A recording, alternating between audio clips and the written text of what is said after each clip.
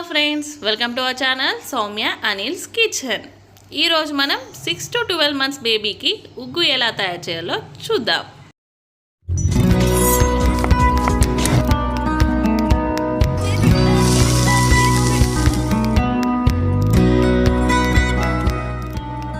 ఒక ప్లేట్లో 1 కప్ బియ్యం, హాఫ్ కప్ కందిపప్పు, హాఫ్ కప్ మినపప్పు, హాఫ్ కప్ శనగపప్పు, హాఫ్ కప్ పెసరపప్పు, హాఫ్ కప్ పల్లీలు, హాఫ్ కప్ డ్రై ఫ్రూట్.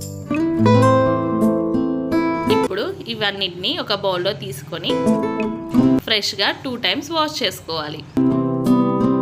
ఇవి వాష్ చేసుకున్నాం. ఇప్పుడు మనం ఒక క్లాత్ పైన డ్రై చేసుకుందాం. ఫ్రెండ్స్, ఇవి డ్రై అయ్యాయి. ఇప్పుడు వాము జీలకర్రని యాడ్ చేసుకుందాం. ఇప్పుడు స్టవ్ పై కడాయి పెట్టి వీటిని రోస్ట్ చేసుకుందాం.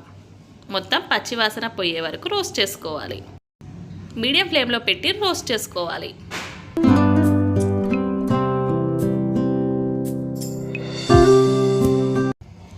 వీటిని చల్లారనిద్దాం. ఇవి చల్లారాయి. ఇప్పుడు మనం మిక్సీ జార్లో యాడ్ చేసి మిక్సీ చేసుకుందాం. మెత్తగా మిక్సీ చేసుకోవాలి.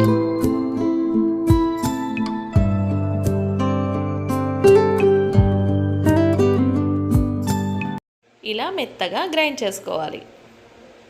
ఇప్పుడు దీన్ని ఉగ్గును స్టీల్ బాక్స్లో పెట్టి స్టోర్ చేసుకోవాలి. అలా అయితే ఫ్రెష్గా 2 months దాకైనా ఉంటుంది.